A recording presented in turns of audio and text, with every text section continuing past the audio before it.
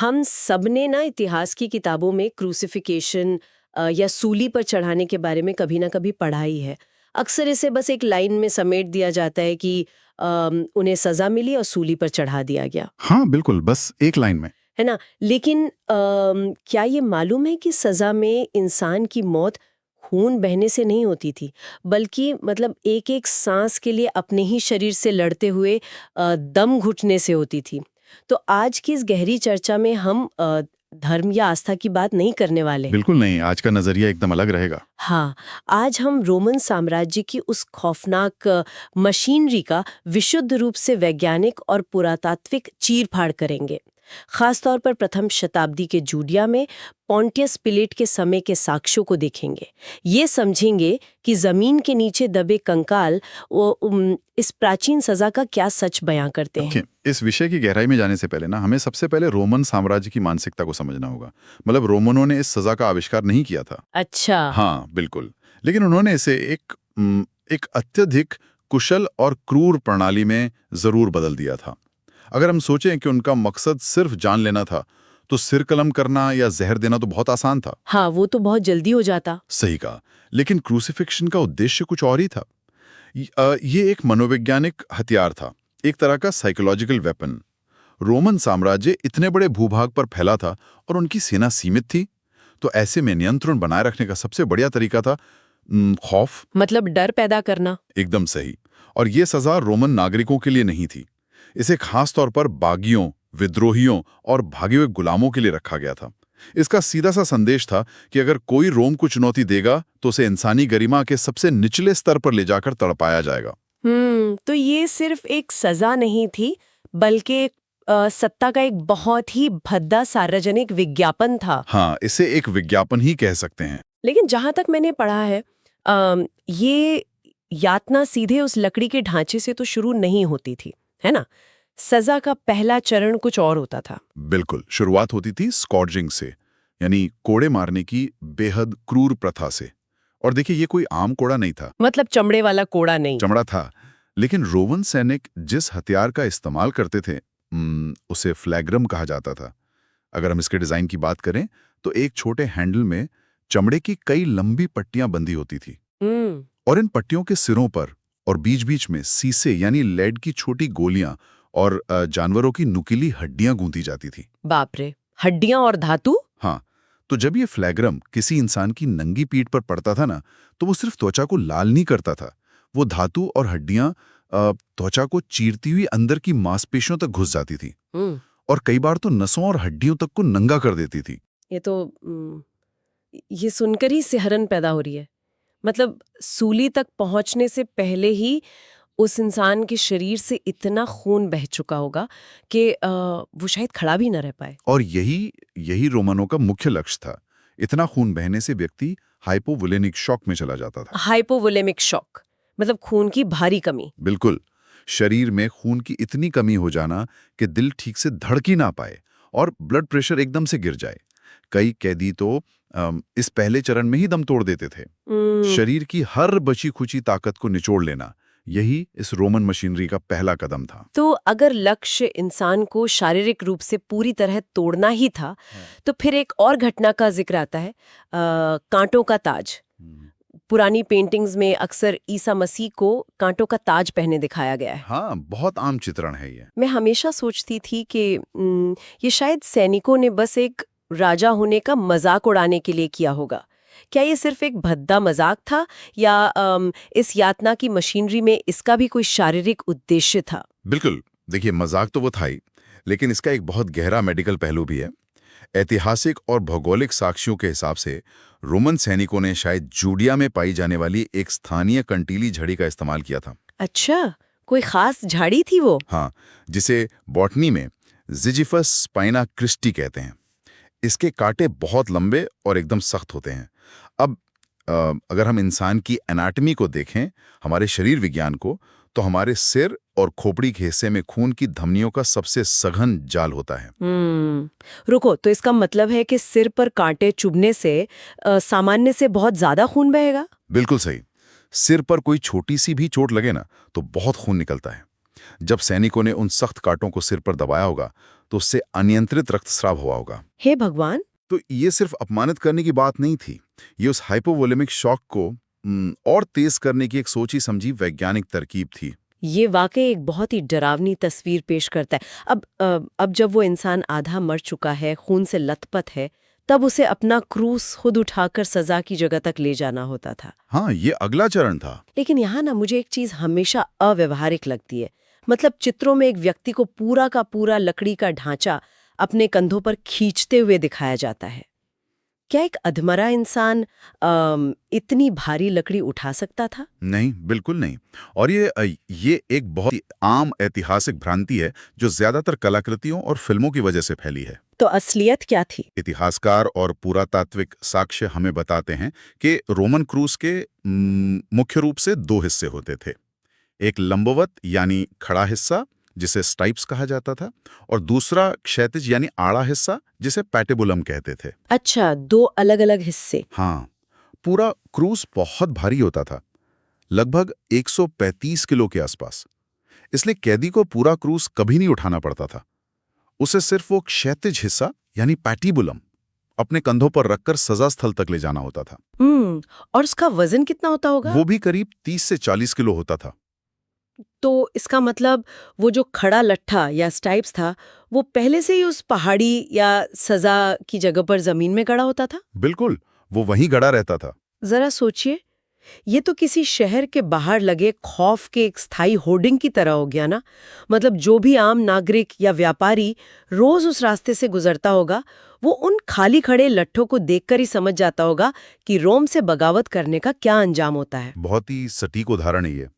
वो स्थायी लट्ठे ना रोमन प्रशासन की क्रूर पकड़ का प्रतीक थे।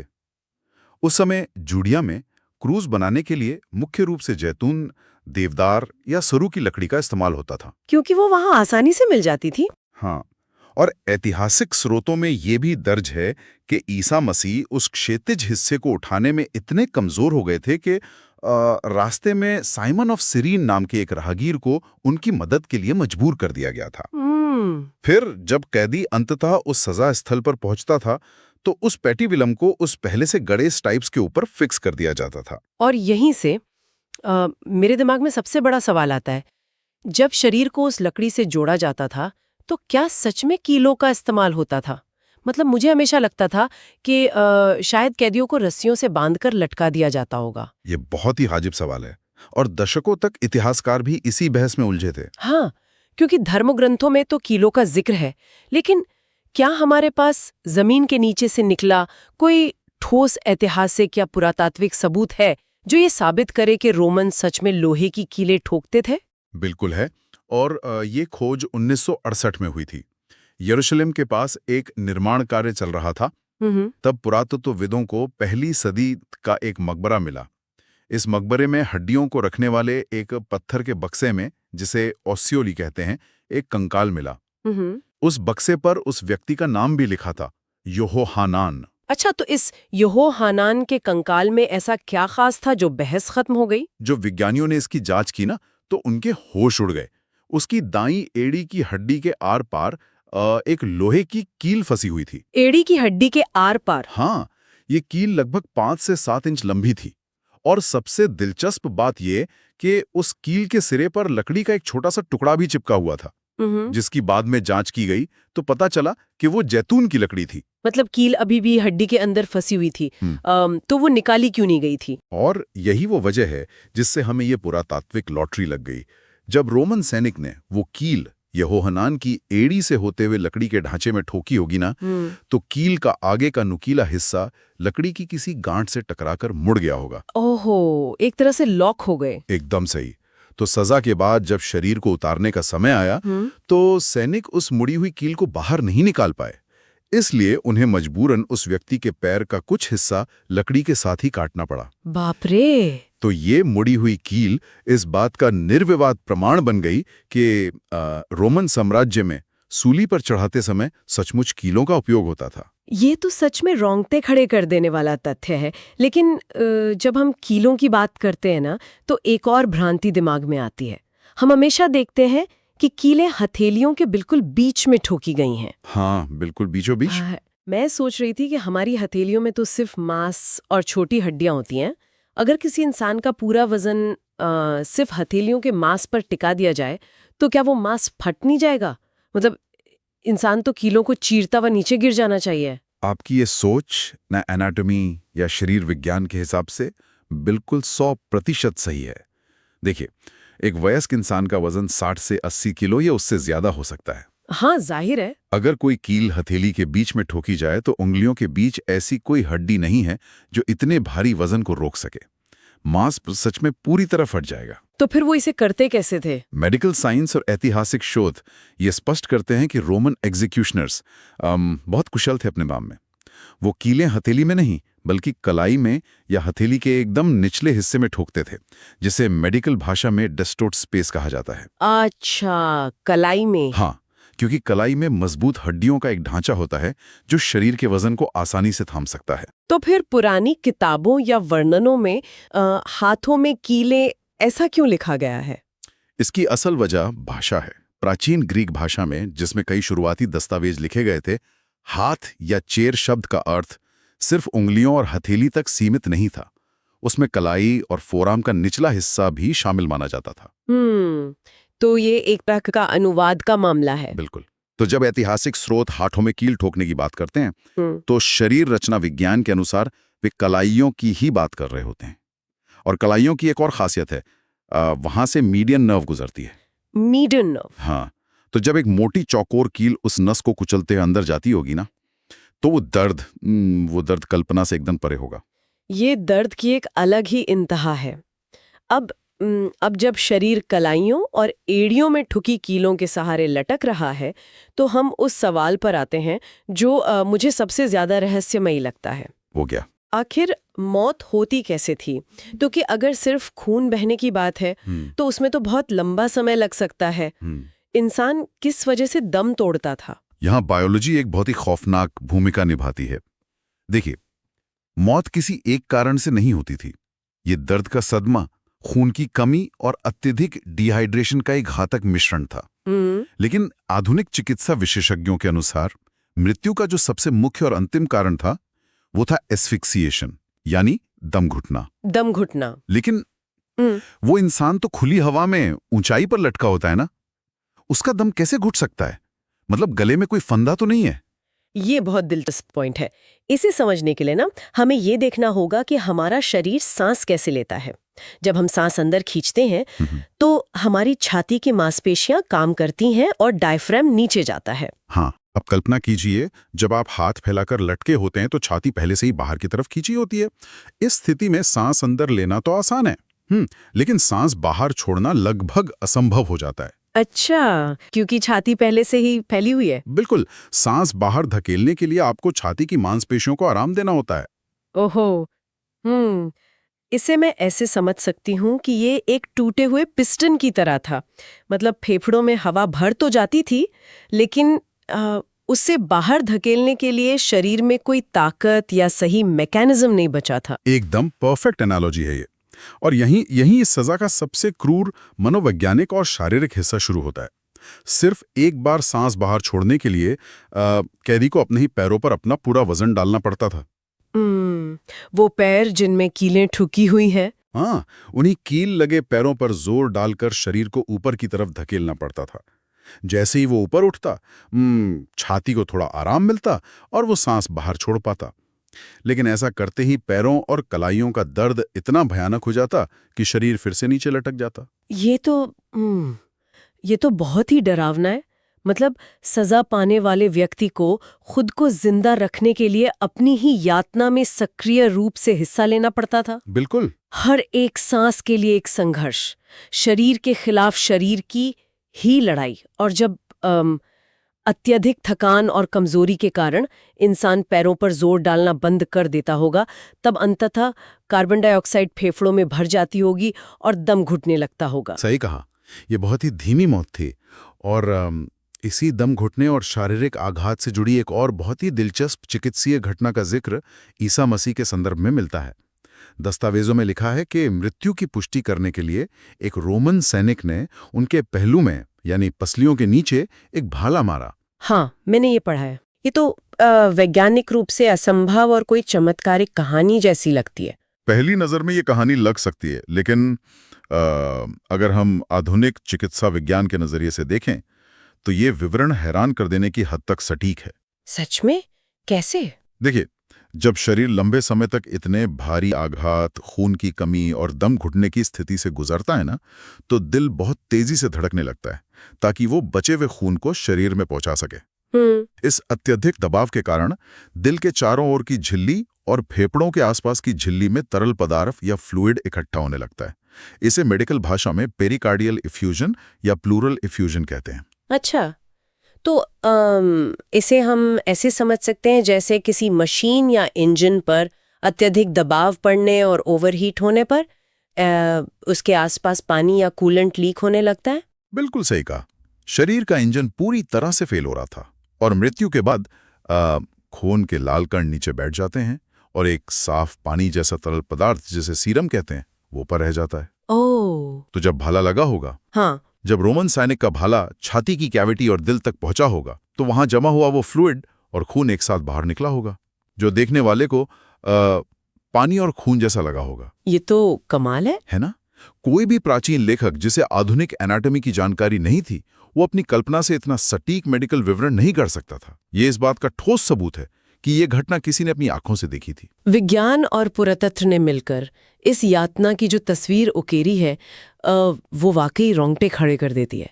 लेकिन एक खोजी नजरिया रखने वालों के मन में हमेशा एक बात आती है। क्या? कि ये सब कुछ तो बाइबल या ईसाई धर्म से जुड़े दस्तावेजों में है। अगर फर्स्ट सेंचुरी में जुडिया में इतनी बड़ी घटना हुई थी जिसे रोमन प्रशासन ने अंजाम दिया था, तो क्या रोमनों या अन्य स्वतंत्र लेखकों ने अपने इतिहास की किताबों में इसका कोई रिकॉर्ड रखा? ये बहुत ही जरूरी सवाल है, क्योंकि इतिहास को परखने का नियम ही यही है कि एक स्रोत पर निर्भर ना रहा जाए। और सौभाग्य से हमारे पास कई गैर ईसाई और स्वतंत्र ऐतिहासिक दस्तावेज मौजूद हैं। अच्छा, जैसे सबसे बड़ा नाम है कॉर्नेलियस टैसिटस। वे पहली सदी के अंत और दूसरी सदी की शुरुआत के एक बहुत ही सम्मानित रोमन इतिहासकार और सीनेटर थे। उनका ईसाई धर्म से कोई लेना देना नहीं था।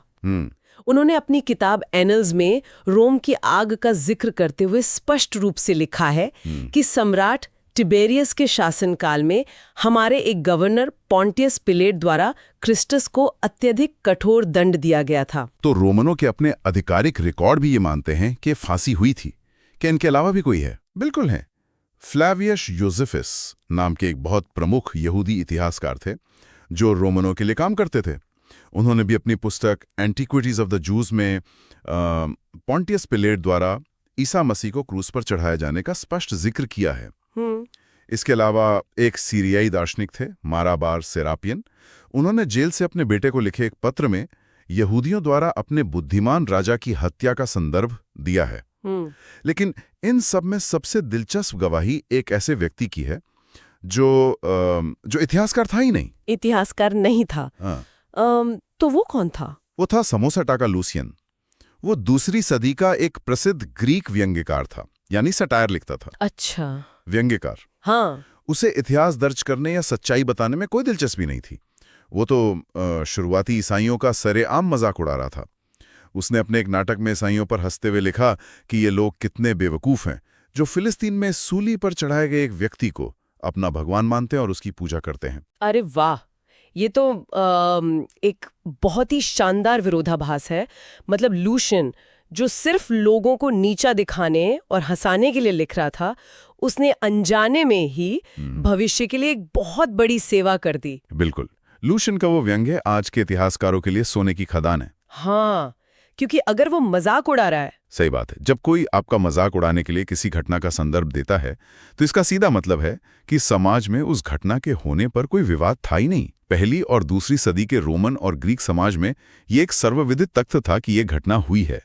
भले ही लोग उस पर अपनी राय रखते हो। अगर हम आज के इस पूरी चर्चा को एक फ्रेम में रखकर देखें ना, तो ये कितनी असाधारण बात है।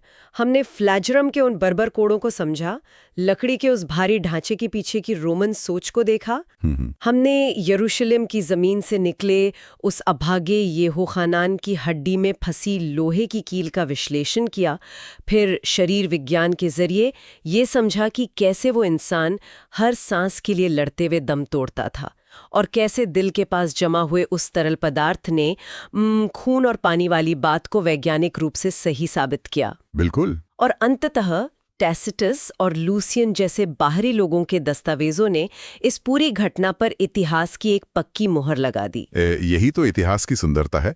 जब हम अलग अलग विषयों जैसे पुरातत्व, मेडिकल साइंस और तत्कालीन साहित्यों को एक साथ लाते हैं तो एक ऐसी तस्वीर उभरती है जो किसी भी पूर्वाग्रह से परे होती है। हाँ, एकदम स्पष्ट। रोमन साम्राज्य ने क्रूसिफिकेशन की उस खौफनाक मशीनरी को सिर्फ इसलिए बनाया था ताकि विद्रोहियों को शारीरिक रूप से तो नष्ट किया ही जाए, लेकिन साथ ही उन्हें इतिहास के पन्नों से लोगों की यादों से पूरी तरह मिटा दिया जाए। ये अस्तित्व को शून्य करने का उनका सबसे शक्तिशाली हथियार था। और यही वो विचार है जिसे मैं आज छोड़ना चाहती हूँ। जरा इस अजीब विडंबना के बारे में सोचिए। रोमन सत्ता ने इस मशीनरी को इंसान की गरिमा, उसके नाम और उसके अस्तित्व को हमेशा के लिए मिटाने के लिए डिजाइन किया था। लेकिन मिट्टी के नीचे दबी एक मुड़ी हुई लोहे की कील, जीव विज्ञान के जटिल नियमों और ल्यूसियन जैसे आलोचकों के मजाक की वजह से जिस तरीके को नामो निशान मिटाने के लिए बनाया गया था, वही घटना मानव इतिहास की सबसे ज्यादा जांची परखी और याद रखे जाने वाली घटनाओं में से एक बन गई। क्या इतिहास हमेशा इसी तरह अपना रास्ता खोज लेता है और उन चीजों को अमर कर देता है जिन्हें सत्ता सबसे ज्यादा मिटाने की कोशिश करती है? ये एक ऐसा सवाल है जिस पर हम सबको सोचना चाहिए।